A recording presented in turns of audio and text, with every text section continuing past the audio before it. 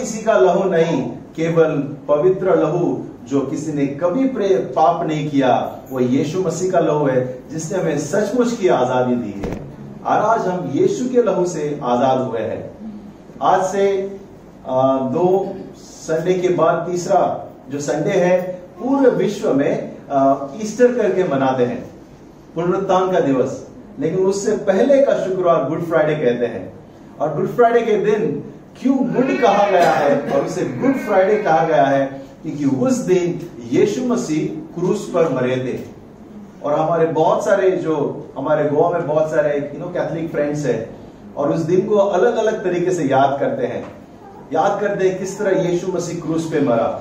और आज शाम को मैं उसी चीज से शुरू करना चाहता हूं कि यीशु का लहू हमारे लिए काफी है, आपको आपके पापों से, शापों से छुटकारा देने के लिए, आपके जीवन के हर एक बंधन को तोड़ने के लिए और आपको नया जीवन देने के लिए यीशु मसीह का लहू काफी है। आमेन, आमेन, हालेलुया। यीशु मसीह का लहू काफी है। और जैसे आज का वचन मैं आपके सामने लेकर आऊंगा, आज हम क्रूस की ओर देखेंगे। ओके, 4 तारीख को पुनरुत्थान का दिवस है और 2 तारीख को गुड फ्राइडे है। हम साथ में प्रेयर भी रखेंगे।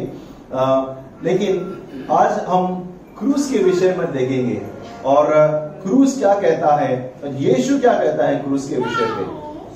तो आइए हम बाइबल खोलेगा, अगर आपके पास बाइबल है होना चाहिए। आज संडे है। यूहन्ना 19:16-7 और लूका के अध्याय 9 भी आप खोल के रखिए। यूहन्ना 19:16 और 17 साथ में पढ़ेंगे। सबसे पहले हम देखेंगे कि किस तरह से यीशु स्वयं क्रूस उठाकर चला और बाइबल हमें क्या कहता है। क्या है ये क्रूस? बहुत से बार हम देखते हैं हर जगह पर क्रूस है, क्रॉस है, कोने कोने में क्रॉस है क्या ये क्रॉस और क्या मायने रखता है हमारे जीवन में?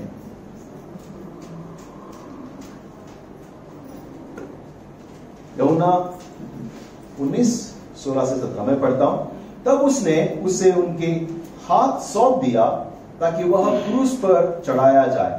तब वे यीशु को ले गए और वह अपना क्रूस उठाए हुए उस स्थान तक बाहर गया जो खोपड़ी का स्थान कहलाता है और इब्रानी में गुलगुता कहता है। आमीन। यहां पर कहानी इस तरह से, यीशु मसीह को पकड़ा गया है। यीशु मसीह को उसे कोड़े लगाए हैं, 39 कोड़े, उसके कपड़े फाड़े हैं, उसका अपमान किया है, लोगों ने उस पर थूका है, चाटा मारा है, बहुत सारा चीज हो गया है, ड्रामा। और फिर हम देखते हैं यीशु मसीह को कहते हैं अभी उसको हम आखिरी एपिसोड बाकी है, उसको अभी हम क्रूस पे लटकाएंगे। और जो उनको वो उससे पहले यहां वहां भी लेके गए, हेरोदेस के पास लेके गए हैं, महायाजक को उनको लोग ने खींच के लेके गया, फिर वहां का जो गवर्नर है उनके पास भी लेके गए और पूरा रात ड्रामा चल रहा है। और फिर वो डिसाइड करते हैं नहीं, अभी इसको हम लोग क्रूस पे चढ़ाएंगे। और यीशु मसीह को क्रूस पे चढ़ाने का आज्ञा ऐलान हो जाता है और फिर उसे कहते हैं अपना क्रूस पे उठाकर ले जाना है। और उसके कंधों पर क्रूस, एक बड़ा सा लकड़ी का क्रूस डाल देता है और कहते हैं कि अभी तुम्हें उठाकर उसी क्रूस पे जिस पे तुम्हें मरना है तुम्हें ले जाना है। और क्रूस उठाकर यीशु मसीह निकल पड़ता है उस जगह पर जो वहां से कुछ दूरी पर है। और वो पहाड़ पर उस जगह का नाम गुलगुता यानी कि खोपड़ी का स्थान कहा जाता है। मेरे ख्याल से वहां बहुत सारे मौत होती होगी, वहां बहुत सारे लोगों को मारा गया होगा, वहां पे बहुत सारे लोगों को क्रूस पर चढ़ाया गया होगा, बहुत सारे लोग ऐसे ही लटकते तड़पते मरे होंगे। और क्रूस रोमन के साम्राज्य के एक यूनिक क्रिएटिव तरीका था लोगों को मारना। सबसे भयानक अगर बड़ा सजा है हमारे देश में तो कौन सा है? फांसी है, राइट? ओके, वो फांसी है। ज्यादा से ज्यादा क्या होगा? उम्र कैद, नहीं तो फांसी हमारे देश में। लेकिन उस जमाने में रोमन साम्राज्य में क्रूस था। बहुत ही कठिन मौत, घंटों तड़पना उस क्रूस पे, लहू बहाना, हड्डियां टूट जाती थी और वो तड़पने वाला मौत था। हम अगले हफ्ता भी इसके विषय में देखेंगे, लेकिन थोड़ा सा हम देखें यीशु मसीह क्रूस उठाकर चल लिए हैं। और वो क्रूस उठाया है और उसी रास्ते पे कलवरी की राह पे चल पड़ा है। आमीन। इस चित्र को आपने मन में रखिए। आगे का वचन हम देखते हैं। लूका 9 और 23 और 24 कहता है, यीशु ने उससे कहा, यदि कोई मेरे पीछे आना चाहे तो अपने आप से इनकार करे और प्रतिदिन अपना क्रूस उठाए मेरे पीछे हो ले, क्योंकि जो कोई अपना प्राण बचाना चाहेगा वह उसे खोएगा, परंतु जो कोई मेरे लिए अपना प्राण खोएगा वह उसे बचाएगा। यीशु मसीह अपने चेलों को कहता है, ये बहुत पहले की बात है। यीशु को क्रूस पे बाद में आखिरी चैप्टरों में मारा गया, लेकिन ये पहली बात है। शुरुआत में यीशु कहता अपने चेलों को, अगर कोई मेरे पीछे आना चाहे, मेरा शिष्य बनना चाहे, मेरे पे विश्वास करके अपना जीवन देता है, उसे अपना क्रूस रोज उठाना पड़ेगा। उसको रोज अपना क्रूस को उठाना पड़ेगा और मेरे पीछे चलना पड़ेगा। अगर कोई क्रूस नहीं उठाता वो तो मेरे लायक नहीं है, वो मेरे पीछे चलने का लायक नहीं है। अगर मेरे पीछे आना है तो क्रूस उठाकर आना है। क्रूस क्या है? क्या है जो हमें रोज उठाना है और प्रभु के पीछे चलना है? क्रूस बहुत सारा चीजों को दर्शाता है। क्रूस जो है, शारीरिक दर्द वहां खत्म हो जाता है। शारीरिक शरीर मरा था क्रूस पे और यीशु मसीह फिर से जीवित उठाता आत्मा में और उस नए शरीर में। क्रूस ऐसी जगह है जहां पर अपने सब कुछ हम दूसरों के लिए देते हैं। क्रूस जो सेल्फलेस जगह है, कहते हैं ना, स्वार्थ नहीं लेकिन जो बिना स्वार्थ का जगह है। क्रूस यानी कि यीशु मसीह उस क्रूस पर मरे और उसका प्रतीक हमारे लिए क्या है? आज मैं आपसे पूछूंगा, क्या आप जो यीशु पर विश्वास करते हैं, क्या आप लोग क्रूस उठाकर चल रहे हैं? क्या आप बहुत खुश है, जीवन में कोई समस्या नहीं है? क्या आपके जीवन में परीक्षाएं हैं, आपके जीवन में तकलीफ है, या आपके जीवन में समस्या है, प्रॉब्लम्स है? अगर हाथ उठाने को बोलो तो बहुत सारे हाथ ऊपर जाएंगे।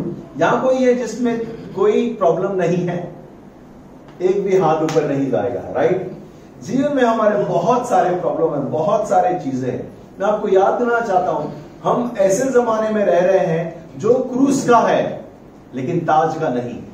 यीशु मसीह क्रूस पे द्वारा गया और बहुत सारी तकलीफ उठाई। फिर जो मैंने फिलिपिस 2 में पढ़ा अभी कहता है कि परमेश्वर ने उसे ताज दिया और वो विराजमान है स्वर्ग में। परमेश्वर पिता के दाहिने हाथ बैठा है यीशु मसीह। वो ताज पहना है, विजयी ताज पहना है। विजय होकर स्वर्ग में यीशु मसीह बैठा है। प्रिय लोगों, हम अब तक उस जगह पहुंचा नहीं है जहां पे हम कह सकते हैं कि अभी हम प्रवेश कर चुके हैं। हम ताज के उस समय पर नहीं पहुंचे हैं, लेकिन हम कांटों के मुकुट के समय पर हैं। समस्या, प्रॉब्लम हमारे साथ हमेशा रहेंगे। क्रूस क्या है हमारे लिए? क्रूस हर एक प्रॉब्लम है, हर एक परीक्षाएं है, हर एक तकलीफ है जो हम रोज हमारे जीवन में आता है। और प्रभु कहता है, उस क्रूस को तुम उठा के मेरे पीछे चलो। बहुत से लोग झूठ बोलते हैं, कहते हैं यीशु मसीह में आ जाओ, सब प्रॉब्लम सॉल्व हो जाएगा। बहुत से लोग झूठ कहते हैं, आधा सच कहते हैं, यीशु मसीह में आ जाएंगे, आप सीधा आपका जो बिस्तर है वो फूलों का बिस्तर हो जाएगा। लेकिन ये पूर्ण सच नहीं है। जब तक हम शरीर में हैं हमें तकलीफ होगा, हमें मुश्किलें आएगी, समस्या आएगी। प्रॉब्लम क्या है? अगर आप लिख रहे हैं तो लिख सकते हैं, प्रॉब्लम अनिवार्य है, इससे कोई चूक नहीं सकता। जो भी इस धरती पर जन्मा है वो प्रॉब्लम का सामना करेगा ही, अनिवार्य है। You cannot miss it, unavoidable, कोई इसे चूक नहीं सकता। प्रॉब्लम अनप्रिडिक्टेबल है, कोई अनुमान नहीं लगा सकता, अचानक प्रॉब्लम आ जाता है। याद है इसी महीने गए साल 22 तारीख सब लोग सुन रहे हैं क्या हो रहा है, क्या हो रहा है, क्या हो रहा है। और हमारे माननीय प्राइम मिनिस्टर जी आए टीवी पर, भाई और बहनों कल से कोई बाहर नहीं निकलेगा, ओके? और अगर बाहर निकले गए तो फ्री में मसाज मिलेगा। एक साल हम लोग बंदी गृह में जैसे थे, चुप चुप के निकलते थे, चुप चुप के जाके लोगों को राशन देते थे। 1 साल हमारा जीवन कैलेंडर से चला गया। अचानक समस्या आ जाती है। प्रॉब्लम पर्पसफुल भी है, उद्देश्य पूर्वक भी है। प्रॉब्लम जो है प्रॉब्लम जो है उद्देश्य पूर्वक भी है। हर एक प्रॉब्लम किसी न किसी कारण के लिए है। हर एक प्रॉब्लम हमें मजबूत बनाता है। हर एक प्रॉब्लम में हमें एक पर्पस भी मिलता है। हर एक प्रॉब्लम से कुछ न कुछ सीखने को मिलता है। और प्रॉब्लम बहुत अनेक तरीके के हैं, अनेक तरीके के। गया साल ये था, ये साल कुछ और होगा। आज ये है, कल कुछ और होगा। नए नए इनोवेटिव प्रॉब्लम आते हैं जीवन में, अलग अलग तरीके के। रोज एक ही प्रॉब्लम में नहीं रहेंगे। तो प्रॉब्लम, ये समस्याएं, टेस्टिंग, ये परीक्षाएं क्या करता है? क्या करता है? प्यूरिफाइज ऑफ फेथ, हमारे विश्वास का शुद्धिकरण करता है। आपका विश्वास को दृढ़ करता है। जब प्रॉब्लम आएंगे, परीक्षा आएंगे, आपको मजबूत करेगा। फोर्टिफाइज माई पेशेंस, यानी कि धीरज को भी दृढ़ करता है। आप एक प्रॉब्लम से आप बाहर निकल नहीं सकते, आपका धीरज आप खो रहे हैं, लेकिन कभी कभी ऐसे समस्या आते हैं, आपको मजबूर कर देता है। और कोई दरवाजा नहीं, आप सिर्फ परमेश्वर पे आप धीरज धरे विश्वास से थमे रहेंगे। कोई और नहीं, सब कुछ कर लिया आपने, अपना हाथ पैर मार लिया। आखिर में एक ही रास्ता है कि हम परमेश्वर के पर विश्वास करें और धीरज धर कर हम रुके रहें। और तीसरी बात, हमारे चरित्र को पवित्र करता है। हमारे चरित्र को परमेश्वर चाहता है कि हम एक अच्छे चरित्र को बांधे। सबसे बढ़िया, अगर हम किसी को विरासत में दे सकते हैं अपने बच्चों को, खास करके जो माँ बाप है यहाँ पे, वो है विश्वास और चरित्र। सब कुछ आप प्राप्त कर सकते हैं, लेकिन सबसे बड़ा धन हमारा चरित्र है। अगर चरित्र खराब है, सब कुछ बिगड़ जाएगा। आप सारी दुनिया को प्राप्त कर लो, अगर चरित्र खराब है, इस सबसे बड़ा कोई और धन नहीं है जो हम अपने बच्चों को दे सकते हैं। गुड कैरेक्टर, गुड वैल्यूज, अच्छे गुण, चरित्र। तो जब ये आता है, हमारे चरित्र को भी क्या कहते हैं? पवित्रकरण करता है। मैं 3 चीजें बताऊंगा। जब आप समस्या में रहे, प्रॉब्लम में रहे, किस तरह से आपको क्रूज उठाना है। क्रूज क्या है? अरे वो तकलीफ प्रभु चाहता है कि हम उठाकर चले। बहुत सी बार क्या करते हैं हम लोग, वो प्रभु होता नहीं, बहुत हैवी है ये क्रूज, ये क्रूज बहुत हैवी है, बहुत वजन है और ज्यादा देर में उठा नहीं सकता, और हम इधर से निकाल देते हैं। हम कलीसिया से आना बंद कर देते हैं, हम विश्वासी की मंडली में मिलना बंद कर देते हैं, हम प्रार्थना करना बंद कर देते हैं, हम अपने विश्वासी भाई बहनों से मिलना बंद कर देते हैं, क्योंकि हम और सह नहीं सकते। परमेश्वर हमें कुछ बनाना चाहता है। और 3 चीजें हम देखें। वो 3 चीजें, जब आपके जीवन में समस्या आए, किस तरह से आप उसका सामना कर सकते हैं। आमीन। सबसे पहले यह है कि हम खुशी से इसका सामना करें। जॉय, रिजॉइस होकर। मैं भी क्या बोल रहा हूं, प्रॉब्लम का सामना खुशी से।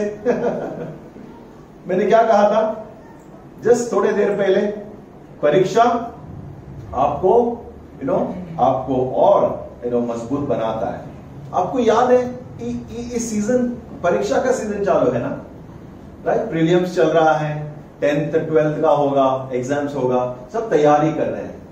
और जब हमारे बच्चे जब पढ़ेंगे, वो लोग एग्जाम देंगे, आपको पता है ऐसा माहौल होगा कि वे लोग हर एक समस्या का, हर एक का प्रॉब्लम का सॉल्व करना शुरू करेंगे। गया साल का पेपर लेंगे, सॉल्व करेंगे, कोई और पेपर लेंगे, सॉल्व करेंगे, किताबें देखेंगे, और एक माहौल होगा तैयारी परीक्षा की, और एक एक्साइटेड होंगे। क्यों? क्योंकि जब पास होंगे, उनका स्टैंडर्ड बदल जाएगा, वो दूसरा स्टैंडर्ड में जाएंगे, नेक्स्ट स्टैंडर्ड, हाई स्टैंडर्ड होगा, राइट? और हर एक परीक्षा हमें मदद करती है कि हम और एक स्तर जीवन में ऊपर चले जाएं। वैसे ही जीवन की परीक्षा है प्रिय लोगों, जीवन की परीक्षा भी वैसे ही है, हमें आगे ले चलती है। बाइबल कहता है याकूब 1 और 2 से 4 में, याकूब 1 2 से 4 कहता है, हे मेरे भाइयों, जब तुम नाना प्रकार की परीक्षाओं में पढ़ो तो इसको पूरे आनंद की बात समझो। हालेलुया। क्या कहता है? आनंद की बात समझो, खुशी की, उल्लास की बात समझो। जब प्रॉब्लम आए तो आप बोलो हिप्पे ये। कोई है यहाँ पे जो प्रॉब्लम है हालेलुया बोलेगा, यस प्रॉब्लम आ गया, राइट? लेकिन बाइबल थोड़ा सा अलग है। बाइबल संसार की रीति की तरह नहीं सिखाता, बाइबल हमें विपरीत सिखाता है। कहता है मेरे भाइयों, जब नाना प्रकार के परीक्षा आए पड़े तो उसको बड़े आनंद की बात समझो, यह जानकर कि तुम्हारा विश्वास परखे जाने से धीरज उत्पन्न होता है। पर धीरज को अपना पूरा काम करने दो कि तुम पूरे और सिद्ध हो जाओ, तुम में किसी बात की घटी न हो। हालेलुया। वचन कहता है, याकूब अपने लोगों को कहता है कि जब परीक्षा आए, जब नाना प्रकार की टेंशन आए, समस्या आए, गेट एक्साइटेड, रिजॉइस, खुश हो जाओ। इसीलिए नहीं कि प्रॉब्लम आया, लेकिन इसलिए कि जब आप इससे उभरेंगे, आपका विश्वास धीरज को उत्पन्न करेगा, आपका धीरज चरित्र को मजबूत करेगा और आप सिद्ध और पूर्ण मनुष्य बनेंगे। सिद्ध और पूर्ण, कंप्लीट मैन, कंप्लीट पर्सन। सो परीक्षा अच्छा है हमारे लिए। जस्ट इमेजिन करो, आपके बच्चे को कोई एग्जाम नहीं, कोई एग्जाम ही नहीं, 10 साल, अगले 10 साल कोई एग्जाम नहीं, क्या होगा? आपको पता नहीं ना कितना सीखा है, कितना जानता है, कितना पढ़ा है, आपको पता नहीं चलेगा। उसी तरह जब तक समस्या प्रॉब्लम नहीं आएगी, आप और हमें पता नहीं चलेगा कि हम कितने मजबूत हैं। हमारा चरित्र का परीक्षा तब होता है जब प्रॉब्लम आते हैं। किस तरह से हम रिस्पॉन्ड, किस तरह से आप जवाब देते हैं। भटक जाते हैं, बच्चों पर चिढ़ते हैं, बीवी बच्चों को हम डांटते हैं, प्रॉब्लम किसी और का किसी और पे निकालते हैं। कैसे हम रिएक्ट करते हैं? 2 तिमुथियुस 4:7 से 8 कहता है, 2 तिमुथियुस 4 से 8 पौलुस कहता है, मैंने अच्छी कुश्ती लड़ चुका हूं, मैंने अपनी दौड़ पूरी कर ली है, मैं विश्वास की रखवाली की है। भविष्य में मेरे लिए धार्मिकता का मुकुट रखा हुआ है, जिसे प्रभु जो धर्मी है और जो न्यायी है तुझे उन दिन देगा, जो मुझे ही नहीं वरन उन सभी को भी जो उसके प्रकट होने के लिए प्रिय जानते हैं।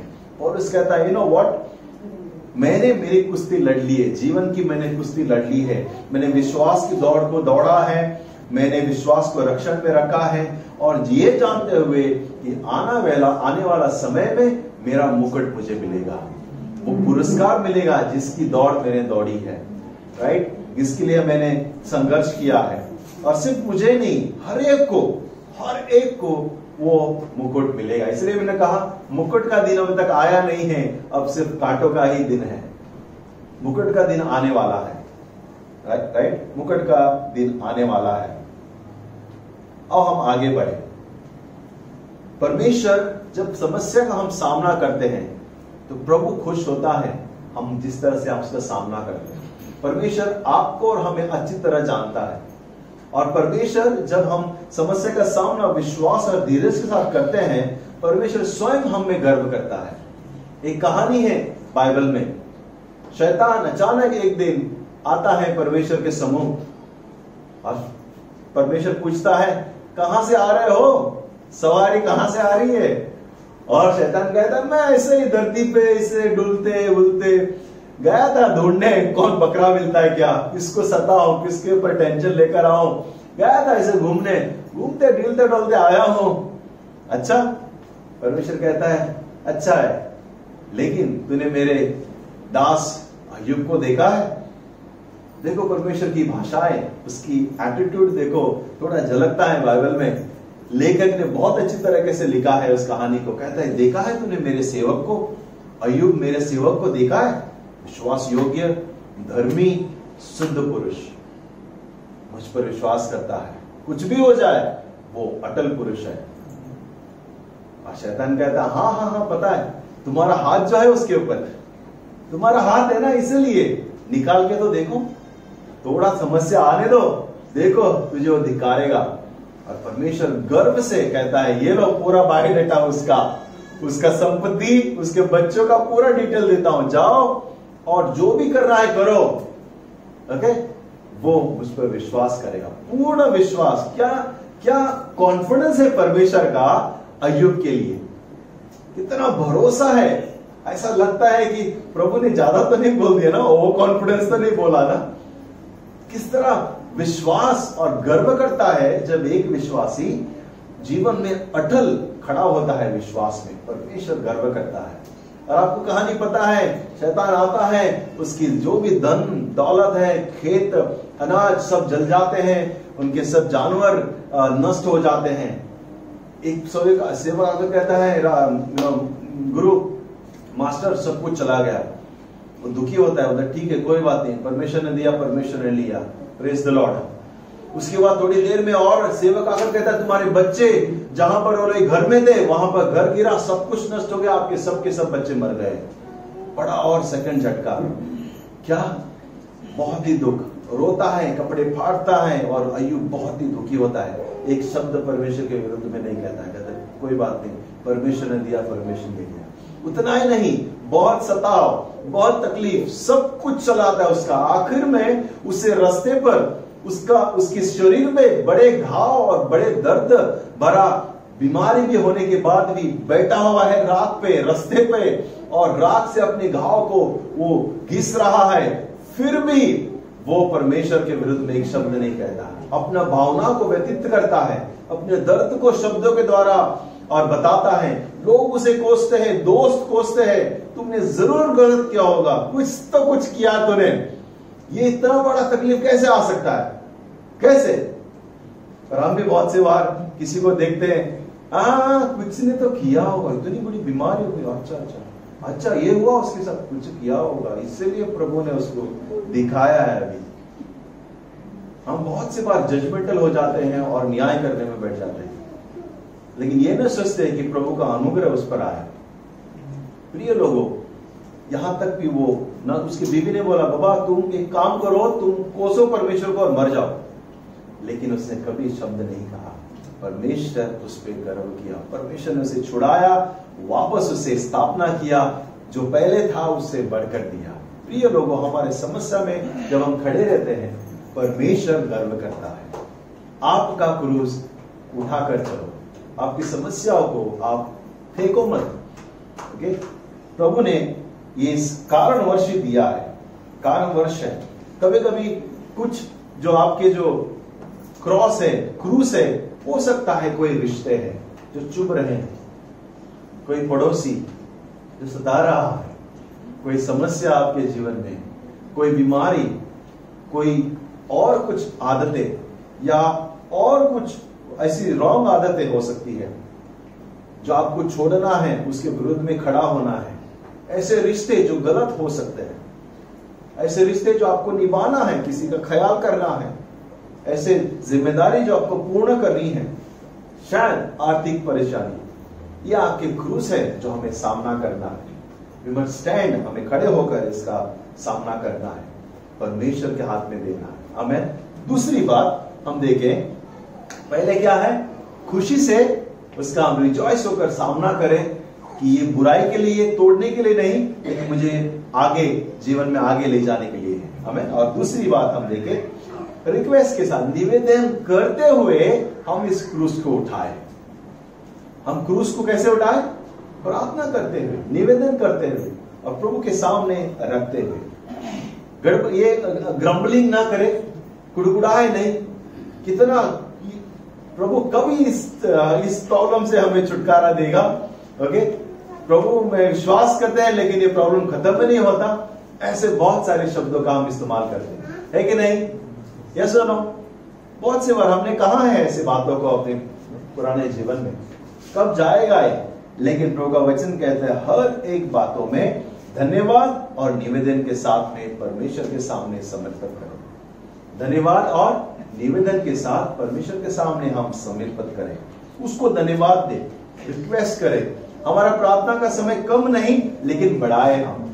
हमारे परमेश्वर की जानकारी जो बाइबल पढ़ना सुनना उसको कम नहीं बढ़ाए हम। प्रभु को खोजे, प्रभु की ओर चले, प्रभु की विपरीत नहीं लेकिन प्रभु की ओर चले। समस्या को ना देखे लेकिन परमेश्वर को देखे। हम बहुत से बार परमेश्वर के सामने समस्या को बड़ा करते रहे, लेकिन ये ना सोचते कि हम अगर परमेश्वर को देखेंगे समस्या छोटी हो जाएगी। हम परमेश्वर को और देखें, और प्रार्थना और निवेदन के साथ हम इस क्रूस को उठाए चले। आमीन। तो और तीसरी बात मैं कह के समाप्त करूंगा, बीइंग रिलैक्स होकर, यानी कि शांत होकर। ओके, गड़बड़ी में बहुत सारे गड़बड़ हो जाता है। गड़बड़ी में क्यों शांत होकर? एक कारण है, एक वचन है जो हमें प्रोत्साहन करता है। उससे पहले मैं बता दूं, शांत होकर इसलिए क्योंकि परमेश्वर हमारे साथ सहभागिता करता है, हमारे साथ कोऑपरेट करता है और हमें मदद करता है कि इस समस्या को हम किस तरह से निवारण करें। कभी कभी हम अपनी ताकत लगा देते हैं क्रूस उठाने में, बोलते मैं अभी प्रॉब्लम का सॉल्व कर लूंगा, प्रभु की जरूरत नहीं है। और कभी कभी हम ये कहते हैं कि बहुत हो चुका, इससे ज्यादा और नहीं होता। यहां कितने लोग हैं, आपको जीवन में लगा होगा कि ऐसी ये परेशानी जो है ये यहां पहुंच गई है, बोलते ना पानी सर के पार हो गया है और नहीं होता सहन। ऐसे है कोई? अब बिंदास हाथ उठा सकते हैं मेरा हाथ ऊपर है, शर्मो मत। ऐसा हुआ है कि प्रभु बस और नहीं हो रहा है, इनफ इज इनफ।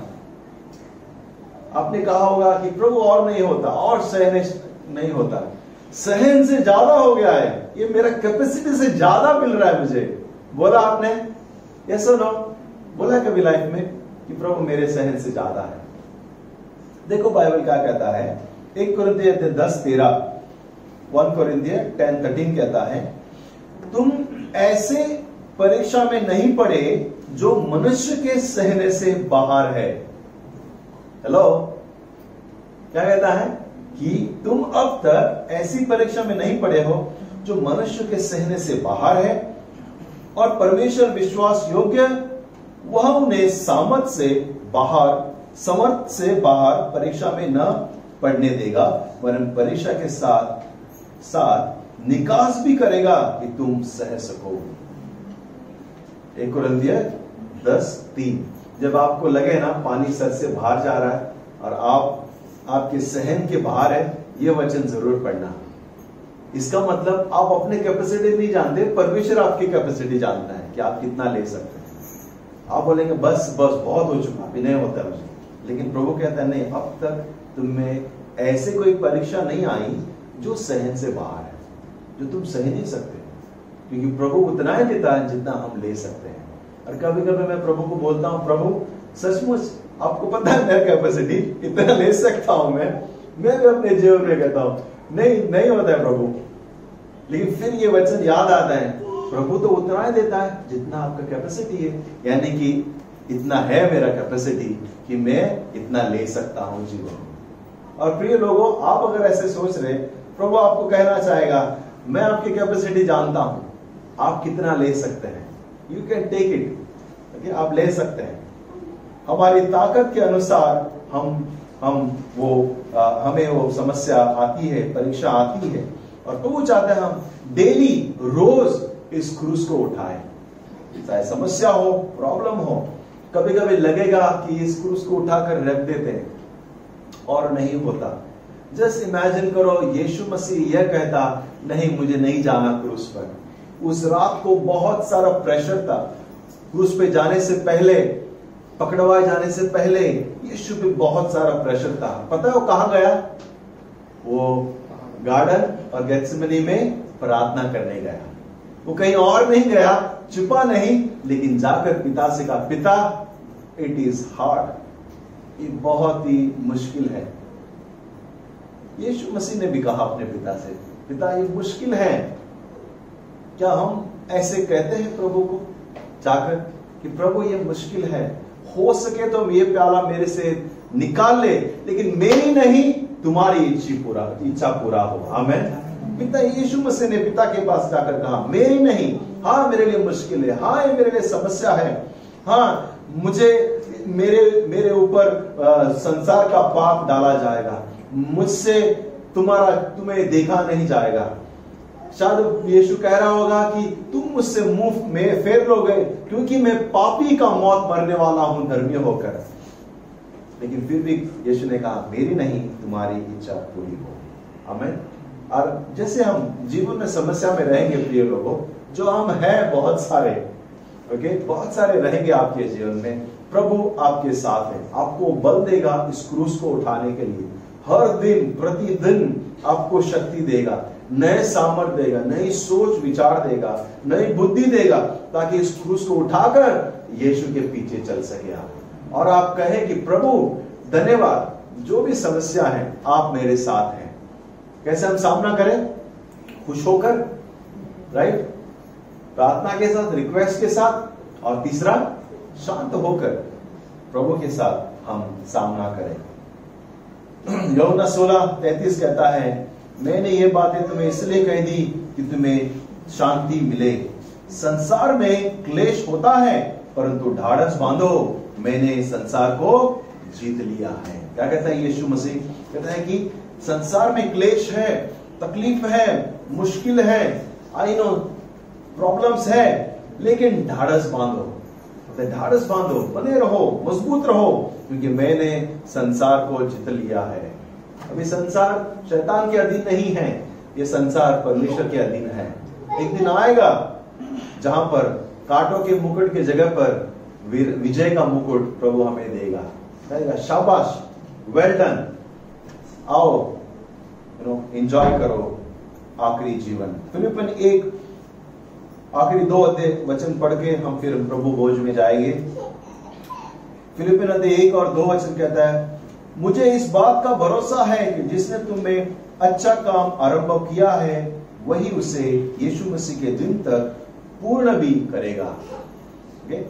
फिलिपियन अध्याय 1 और 6 कहता है कि पूरा भरोसा है कि परमेश्वर ने आपके जीवन में जो अच्छा काम शुरू किया है वो पूरा भी करेगा, आधा अधूरा नहीं छोड़ेगा। हमारे गवर्नमेंट का जो प्रोजेक्ट है उसकी तरह नहीं कि आधा काम छोड़ दो, क्योंकि आधा अधूरा काम, आधे रास्ते खुले ही है और एक्सीडेंट होके लोग गिर जाते हैं। नहीं, परमेश्वर कहता है जो काम आपके जीवन में शुरू किया है, और मुझे विश्वास है आप सभी के जीवन में प्रभु ने कार्य शुरू किया है, और जो काम शुरू किया है वो कंप्लीट भी करेगा। हालेलुया, वो कंप्लीट भी करेगा, ये आश्वासन है, ये भरोसा है हमें। और आखिरी वचन रोमन अध्याय 8 और 18, इसको आप हमेशा याद रखना। ये दूसरा वचन जो आपको याद, आप लिख के रखे तो अच्छा है, आप लिख के रखे आपके फ्रिज के ऊपर या कहां पर भी आप रख सकते हैं।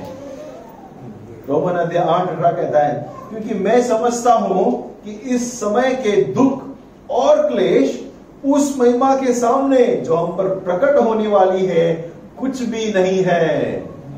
और आप क्या कह रहे थे? बाप रे, इतना बड़ा प्रॉब्लम कभी नहीं देखा मैंने, इतना बड़ा समस्या, इतना बड़ा पहाड़ टूट पड़ा है मेरे जीवन पे।